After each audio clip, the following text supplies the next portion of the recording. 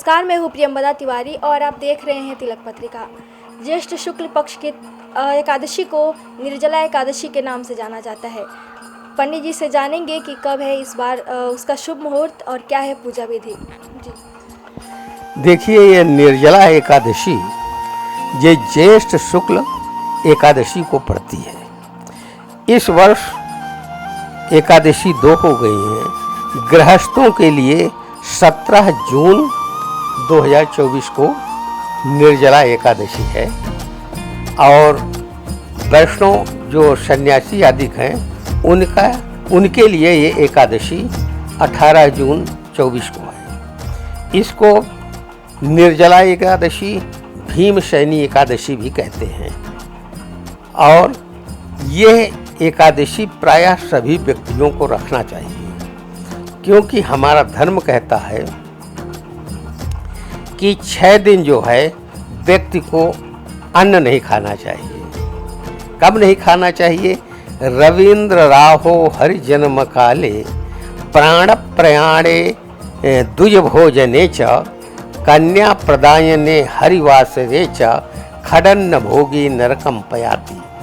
रवींद्र राहो, जब सूर्य ग्रहण या चंद्र ग्रहण हो तो ग्रहण के दिन किसी को भोजन नहीं करना चाहिए। हर जन्म काले, जिस दिन भगवान का जन्म होता है उस दिन भी भोजन का परित्याग करना चाहिए। कृष्ण जन्माष्टमी, चैत्र रामनवमी, रवींद्र राहो हरि जन्म काले प्राण प्रयाणे।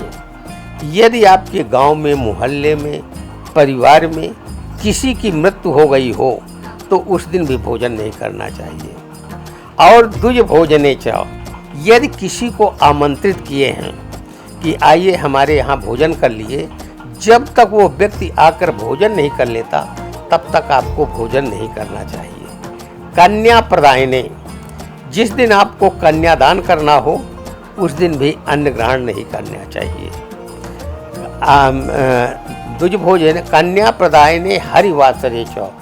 भीमशैनी एकादशी माने निर्जला एकादशी, हरि प्रबोधो, जिस दिन देवोत्थानी एकादशी कहते हैं, हरि प्रबोधनी एकादशी के नाम से है, उस दिन भोजन का परित्याग करना चाहिए। यदि वर्ष भर की एकादशी कोई नहीं रह रहा है तो ये निर्जला एकादशी व्रत करने से संपूर्ण 12 महीने के एकादशी का जो पुण्य मिलता है व्रत करने से, वह मात्र एक एकादशी निर्जला एकादशी करने से 12 एकादशियों का पुण्य उसे मिलता है। इस एकादशी को निर्जला एकादशी क्यों कहते हैं और भीमशैनी भी एकादशी? देखिए, इसको निर्जला एकादशी, भीमशैनी एकादशी इसलिए कहा गया कि स्वयं भगवान कृष्ण जब द्वापर में थे तो सभी को एकादशी व्रत करा रहे थे, पांडव आदि को और उनको जितने भक्त थे।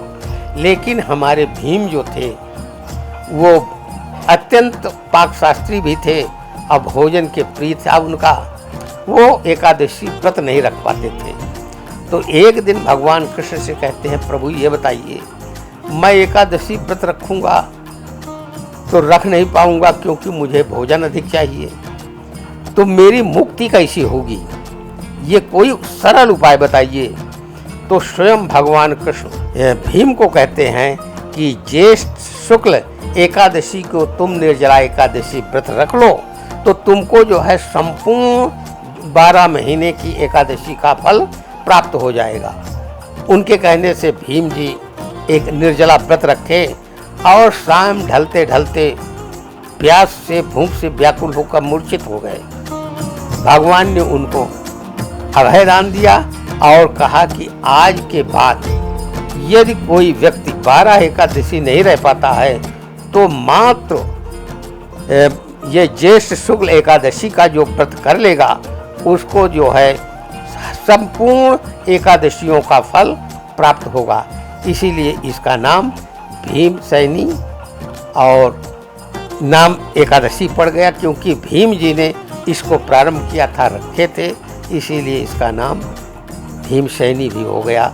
और निर्जला तो पहले से था। इस दिन जो एकादशी है कब है, निर्जला एकादशी कब पड़ रहा है और शुभ मुहूर्त क्या है? देखिए, एकादशी व्रत ये 17 जून 2024 को अश्मार्तो माने गृहस्थ आदि की एकादशी व्रत है और सन्यासी आदि जितने हैं वैष्णव धर्मी हैं उनका व्रत जो है 18 जून 2024 को मान्य है।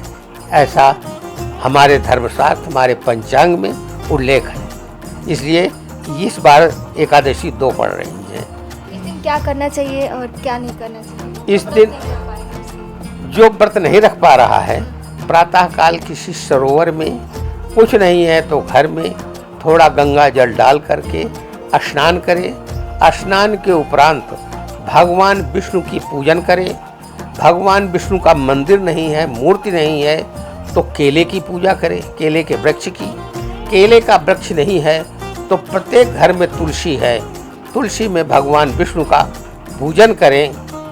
पूजन करने के उपरांत उसमें पंचोपचार धूप दीप नैवेद्य आदि से पूजा करके और भगवान को कुछ भोग लगाने के भोग लगा करके उसका स्वयं ग्रहण कर ले।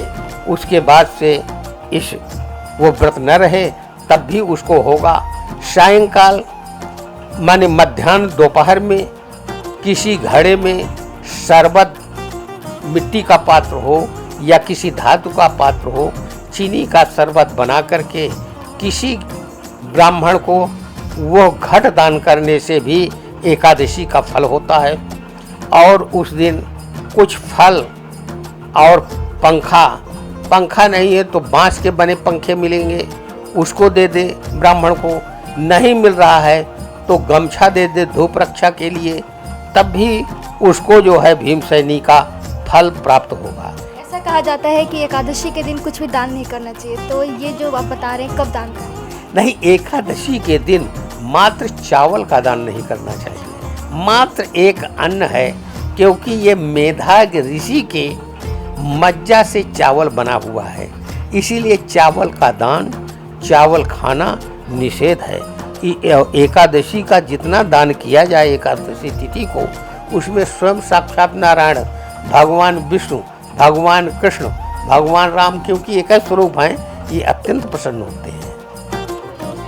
उसी ने मात्र एक चावल का दान नहीं करना चाहिए, सब चीज़ का दान किया जाता है। सनातन धर्म में एकादशी का विशेष महत्व होता है। ऐसा कहा जाता है कि इस दिन भगवान विष्णु, माता लक्ष्मी की विशेष कृपा होती है और जो भी माता लक्ष्मी और भगवान विष्णु की पूजा करता है उसको धन्य धान की प्राप्ति होती है।